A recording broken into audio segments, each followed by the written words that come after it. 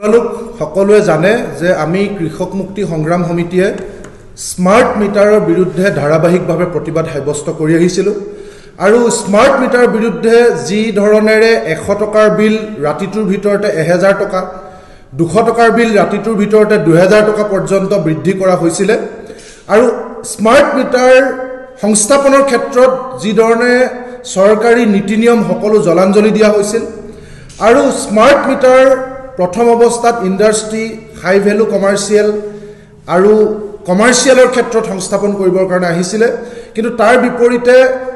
ঘৰুৱা গ্ৰাহকসকলক যি ধৰণেৰে এপিডিচিএলে টাৰ্গেট কৰি লৈছিল তাৰ বিৰুদ্ধে আমি প্ৰতিবাদ সাব্যস্ত কৰিছিলোঁ আৰু সেই আটাইবিলাক আমাৰ মৌলিক প্ৰশ্নৰ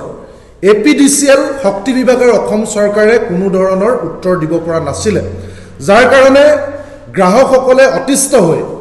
আমাৰ কাৰ্যসূচীৰ মাজতে তেওঁলোকে অবৈধভাৱে সংস্থাপন কৰা স্মাৰ্ট মিটাৰসমূহ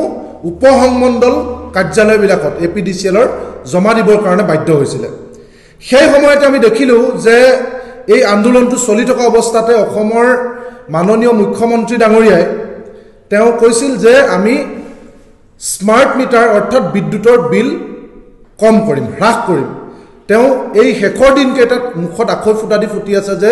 আমি বিদ্যুতৰ মাচুল হ্ৰাস কৰিম আৰু সমান্তৰালভাৱে আমি সকলোৱে জানো যে এটা বিত্তীয় বৰ্ষত আমাৰ বিদ্যুতৰ মাচুল বৃদ্ধি বা হ্ৰাসৰ ক্ষেত্ৰত অসম বিদ্যুৎ নিয়ামক আয়োগ AERC Assam electricity regulatory commission তেওঁলোকে বছৰটোৰ কাৰণে চিৰাচৰিতভাৱে নিয়মীয়াভাৱে আগন্তুক বছৰটো অৰ্থাৎ 2025 চনৰ 1 এপ্ৰিলৰ পৰা 2026 চনৰ 31 মাৰ্চলৈকে বিদ্যুতৰ মাচুল হ্ৰাস হ'ব নে কি ধৰণেৰে হ'ব কোনটো পৰ্যায়ৰ ঘৰুৱা গ্ৰাহকৰ ক্ষেত্ৰত কিমান হ'ব জীৱন ধাৰাৰ ক্ষেত্ৰত কিমান হ'ব বা ইণ্ডাষ্ট্ৰি কমাৰ্চিয়েলৰ ক্ষেত্ৰত কিমান হ'ব ইউনিট চাৰ্জ টেৰিফ সেই গোটেই কথাটো নিৰ্ধাৰণ কৰে তাৰ কাৰণে তেওঁলোকে পাব্লিক নটিচ দিয়ে তাৰ ওপৰত মানুহৰ শুনানি হয় ৰাইজৰ বা সংস্থাসমূহৰ মতামত লৈ তাৰ পাছত তেওঁলোকে নিৰ্ধাৰণ কৰে আৰু এই 2025 বৰ্ষটো আমি দেখিলোঁ যে অসম বিদ্যুৎ নিয়ামক আয়োগে এখন নটিফিকেশ্যন দিলে আৰু নটিফিকেশ্যনৰ ওপৰত ভিত্তি কৰি ৰাইজ আৰু বিদ্যুতৰ লগত জড়িত যিবিলাক সংস্থা ৰাইজক প্ৰতিনিধিত্ব কৰা গ্ৰাহক সংস্থাসমূহে তাত সাংঘাতিক ধৰণে অবজেকশ্যন দিলে আৰু অবজেকশ্যন দিয়াৰ পাছত সকলো চালিজাৰি চাই যোৱা 25 মাৰ্চ তাৰিখে অসম বিদ্যুৎ নিয়ামক আয়োগে আনুষ্ঠানিকভাৱে এখন সংবাদমেল দি তেওঁলোকে ক'লে যে একাংশ গ্ৰাহকৰ ক্ষেত্ৰত 1 টকা আৰু একাংশ গ্ৰাহকৰ ক্ষেত্ৰত 25 পইচাকৈ বিদ্যুতৰ মাচুল ৰেহাই দিয়া হ'ব আমি দুটা কথা দেখিলোঁ একে সময়তে নিয়ম মাফিকভাৱে অসম বিদ্যুৎ নিয়ামক আয়োগেও ৰাইজক ক'লে যে আমি প্ৰেছ মিট দি ক'লে যে আমি বিদ্যুতৰ বিল নিয়মীয়া গ্ৰাহক বা ডমেষ্টিকৰ ক্ষেত্ৰত 1 টকা একাংশৰ ক্ষেত্ৰত আৰু ইণ্ডাষ্ট্ৰি বা যিখিনি অধিক বিদ্যুৎ ব্যৱহাৰ কৰে তেওঁলোকৰ ক্ষেত্ৰত 25 পইচা আমি 1 টকা আৰু 25 পইচা বিদ্যুতৰ মাচুল হ্ৰাস কৰিম আৰু একে সময়তে চৰকাৰৰ ফালৰ পৰা মুখ্যমন্ত্ৰী ডাঙৰীয়াই ক'লে যে আমি 1 টকাকৈ বিদ্যুতৰ মাচুল ৰেহাই কৰিম প্ৰথম অৱস্থাত ক'লে যে 120 ইউনিটলৈকে কৰিম তাৰপিছত এতিয়া ক'লে নহয় ঘৰুৱা গ্ৰাহক সকলোৰে ক্ষেত্ৰত কৰিম এতিয়া আমাৰ প্ৰশ্ন হ'ল যে অসম বিদ্যুৎ নিয়ামক আয়োগৰ 1 টকা বা 25 পইচা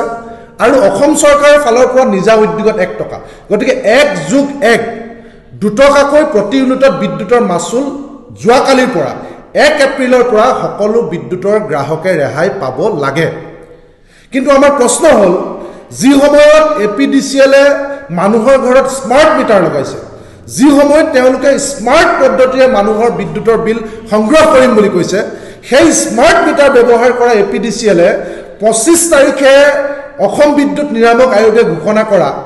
এই ৰেহাইৰ যিখন সাৰ্কুলাৰ বা যিখন নটিফিকেশ্যন বা যিখন জাননী আজি 7টা দিন আজি 2 এপ্ৰিললৈকে তেওঁলোকে ৰাজহুৱা কৰা নাই আমি সকলো মাধ্যমতে চাইছোঁ তেওঁলোকৰ ৱেবছাইটত গৈ চাইছোঁ তেওঁলোকৰ গৈ ফেচবুক পেজত গৈ চাইছোঁ তেওঁলোকৰ ইউটিউব পেজত গৈ চাইছোঁ কতোৱে কিন্তু এতিয়ালৈকে এপিডিচিএলে এই যে ৰেহাই কৰা হ'ল বুলি দুই ধৰণেৰে এহাতেদি অসম চৰকাৰৰ ফালৰ পৰা এহাতেদি অসম বিদ্যুৎ নিয়ামক আয়োগৰ ফালৰ পৰা দুই ফালৰ পৰা যে ৰেহাই দিয়া হৈছে বুলি সাংঘাতিক ধৰণে প্ৰচাৰ কৰি আছে তাৰ বিপৰীতে কিন্তু কি ধৰণেৰে ৰেহাই কৰা হৈছে ক'ত ৰেহাই কৰা হৈছে তাৰ কোনো নটিফিকেশ্যন আজিৰ দিনটোলৈকে দিয়া নাই আমাৰ চৰকাৰ আৰু এপিডিচিএললৈ প্ৰশ্ন যে আমি যেতিয়া গ্ৰাহক হিচাপে যিকোনো এখন ব্যৱসায়িক প্ৰতিষ্ঠান বা যিকোনো এখন দোকানৰ পৰা বস্তু কিনো তাত এখন প্ৰাইচ লিষ্ট থাকে যে কোনটো সামগ্ৰীৰ দাম কিমান হ'ব কিন্তু এই জীৱনধাৰা বা ডমেষ্টিক বা কমাৰ্চিয়েল বা ইণ্ডাষ্ট্ৰি এই আটাইবিলাকৰ ক্ষেত্ৰত প্ৰতিটো ইউনিট চাৰ্জ কিমানকৈ হ'ব এই বিষয়ে কিন্তু কিয় এপিডিচিএলে এতিয়ালৈকে কোনো ধৰণৰ জাননী জাৰি কৰা নাই আমাৰ দ্বিতীয় প্ৰশ্ন হৈছে যে যেহেতু 30 লাখ স্মাৰ্ট মিটাৰ অসমৰ গ্ৰাহকৰ ঘৰত সংস্থাপন কৰা হৈছে